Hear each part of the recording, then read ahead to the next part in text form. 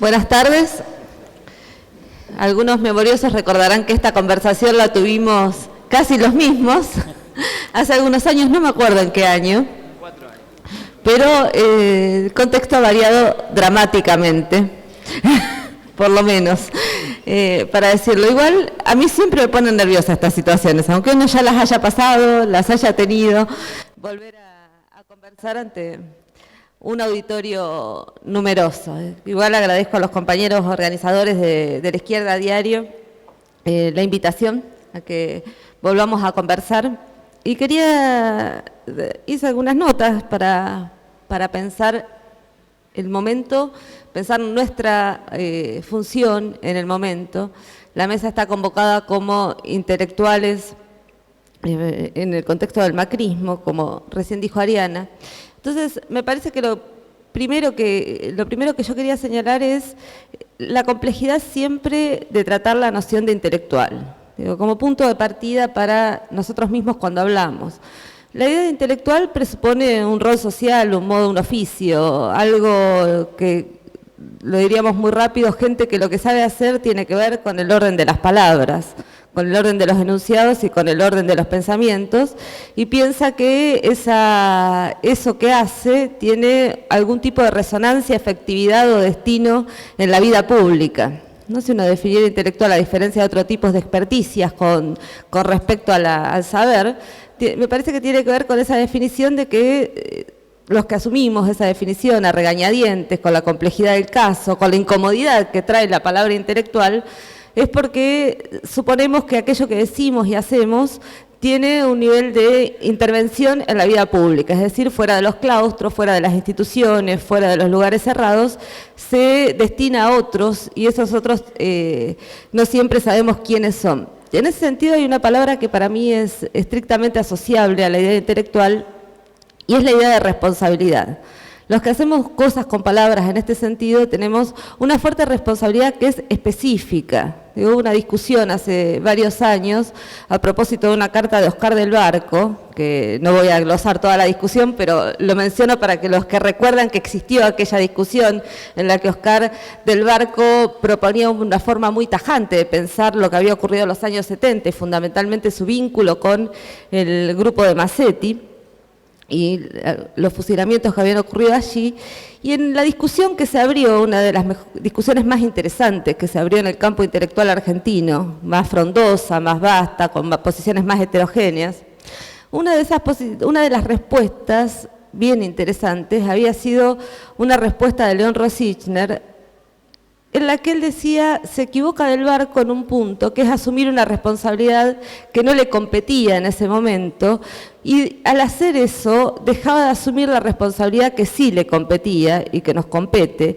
que es la elaboración pública de nuestras reflexiones, es decir, dar cuenta como intelectuales de los procesos políticos, de aquello que transcurre, de los momentos vividos, y esa responsabilidad es una responsabilidad que no es frente a nosotros, sino frente al resto de la sociedad. Entonces, me parece que el punto de partida es que lo que digamos aquí no es inocente, no es ninguno de los cuatro, sospecho que creeríamos que lo es, pero que fundamentalmente lo que digamos, o lo que yo diga en este caso, tiene menos el interés de polemizar para triunfar en una discusión que tratar de generar algunos puntos de reflexión, de pensamiento respecto de la coyuntura y nuestro lugar en ella. Eso le llamaría una asunción de responsabilidad.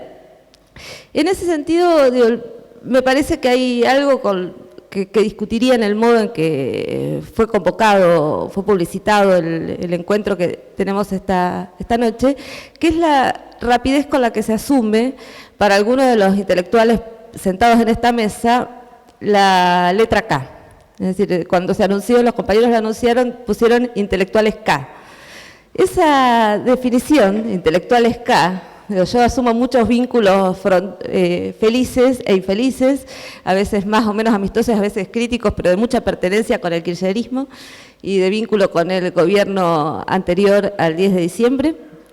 Pero me parece que aceptar la categoría de intelectuales K es aceptar un tipo de nominación que hizo inmediatamente, cuando apareció Carta Abierta, es el nombre que le puso Clarín a los intelectuales que aparecían vinculados a esa primera carta.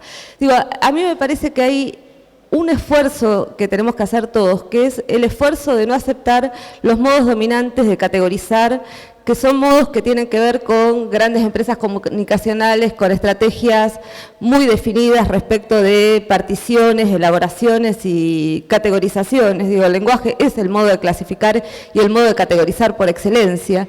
Entonces, parte de nuestras discusiones tienen que ser las discusiones de cómo nombramos lo que ocurre y cómo nombramos también a nuestros interlocutores en aquello que ocurre y en aquello que existe dentro del campo. Es decir, así como digamos, aceptar esa categoría es aceptar una clasificación que me parece que nos impide una lectura un poco más interesante, que es lo que yo llamaría una lectura de la coyuntura más estrictamente frentista.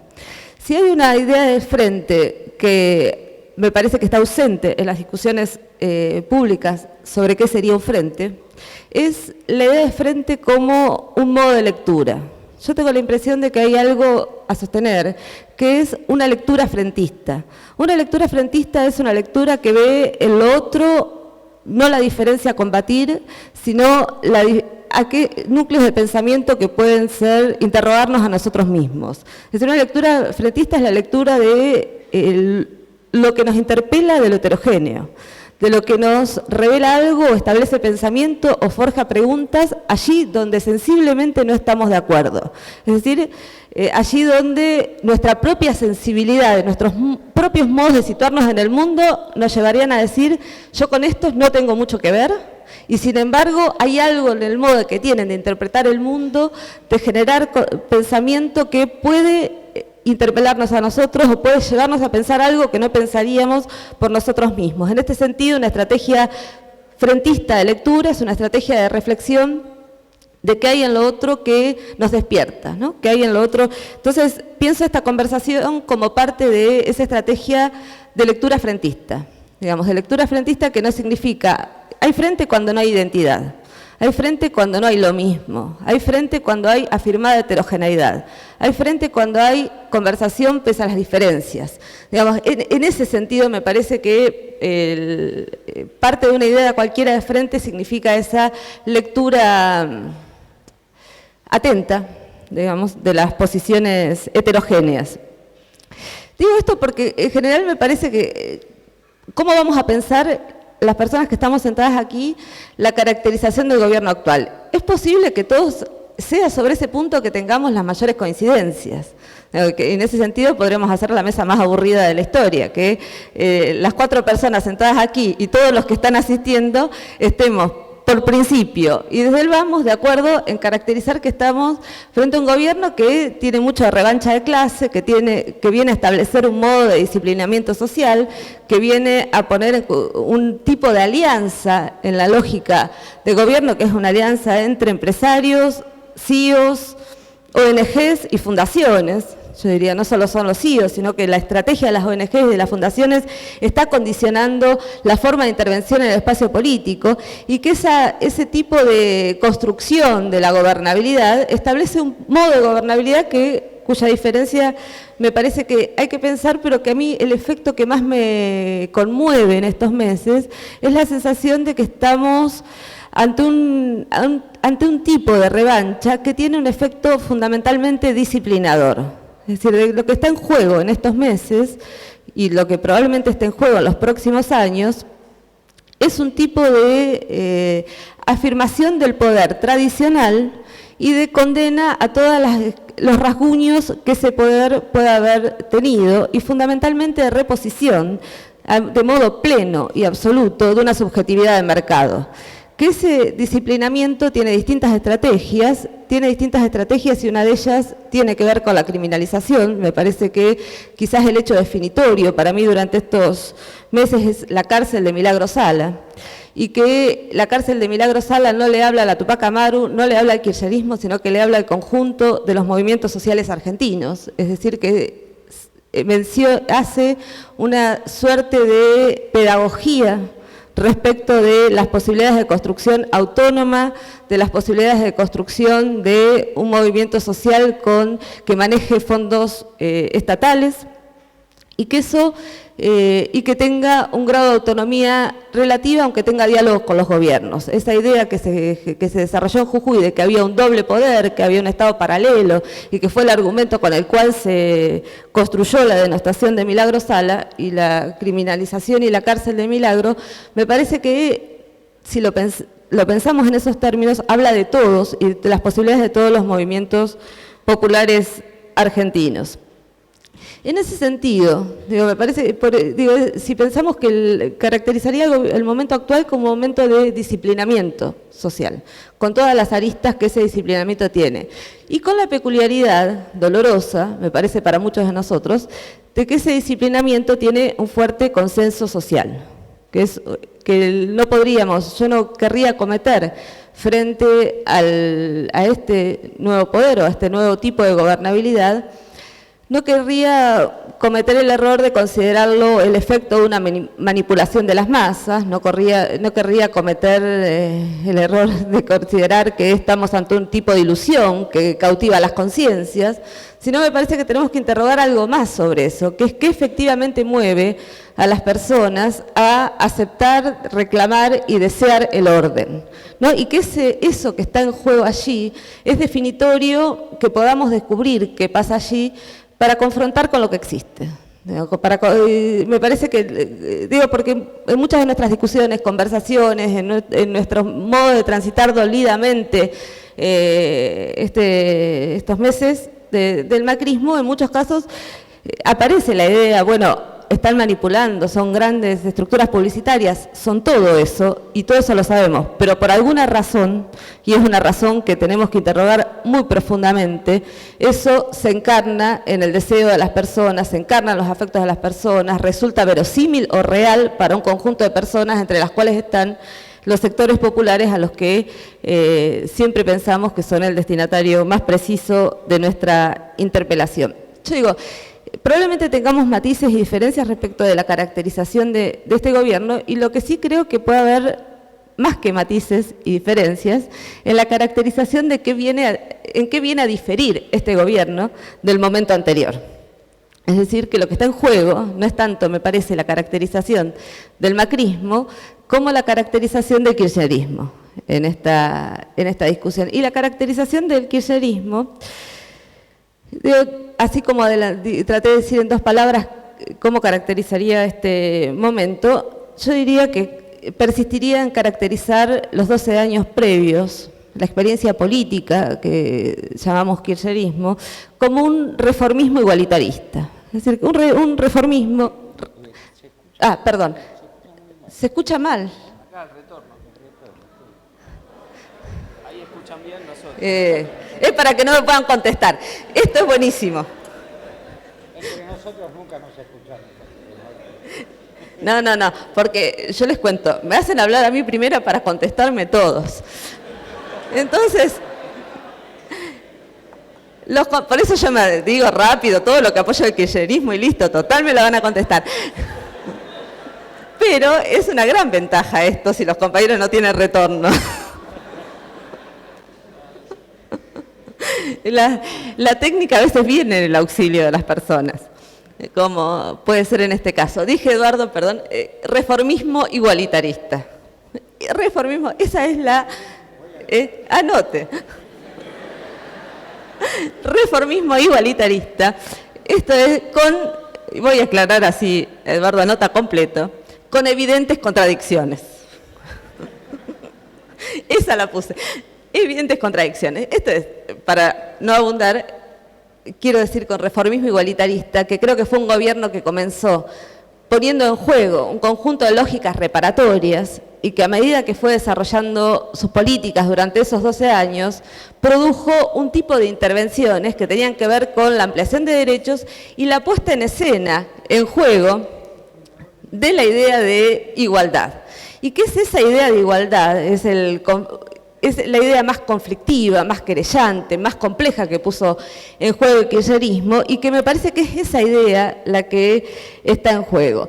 Cuando yo insisto que hay en esa caracterización y en qué fue lo que fue como algo distinto al momento que transitamos ahora, vi el cartel de 2 minutos, así que lo voy a decir todo sintético.